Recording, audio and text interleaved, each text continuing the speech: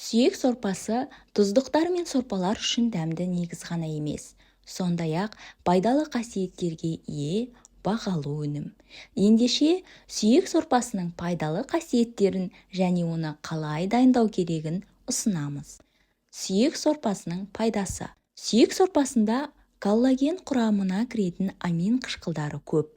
Ол буындар саулығына, шаш, тырнақ және тері сұлулығы мен жастығына қажетті коллагенге бай. Сүйек сорпасы асқазан ішек жолының шырышты қабығын қалпына келтіреді және рациондағы ақуыз жетіспеуінің орнын толтырады. Сүйек сорпасы ЖРВ және тамақтан улану кезінде ағзаны қалыпқа келтіреді. Бұл сұйықтықтың құрамындағы глицин мен пролин ағзадағы қабынуды басуға көмектеседі. Сондай-ақ бұл элементтер иммунитетті көтереді. Сүйек сорпасы сүйектер мен тіске қажет кальций, магний және фосфор секілді минералдарға бай. Сүйек сорпасын қалай дайындау керек? Сорпа дәмді және пайдалы болу үшін мына кеңестерді сақтаңыз. Жақсы сорпа шығу үшін сапалы өнім таңдау керек. Сорпаны дайындарда 1:5 қатынасын сақтаңыз. Мысалы, 100 грамм өнімге 500 мл сұйықтық пайдаланыңыз. Осы тепе-теңдіктен дәмді сорпа шығады. Сүйектерге міндетті түрде суық су құйыңыз. Сорпа бір қайнаған соң суын төгіп, қайтадан жаңадан салқын су құйып қайнатыңыз.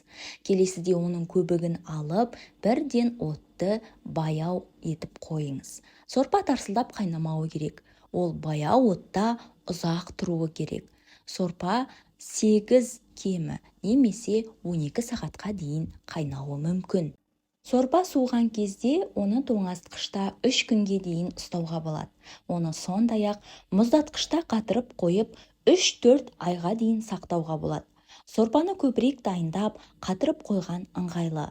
Содан соң оны кез келген уақытта басқа тағамдарға, тұздықтарға қосуға немесе өзін жылытып ішуге болады. Сондай-ақ оны балаларға да беруге болады. Мұздатқышта сақтаған сүйек сорпасын микротолқынды пеште жылытуға болмайды. Тек қана отқа немесе плитаға қойып, қайнауға жеткізбей ысытамыз. Яғни сорпа тағы да қайнап кетпеуі қажет. Себебі қайнап кетсе, құрамындағы бай минералдардың көзі жойылады. Сондықтан сүйек сорпасын дұрыс дайындап, дұрыс қолдана білу де маңызды.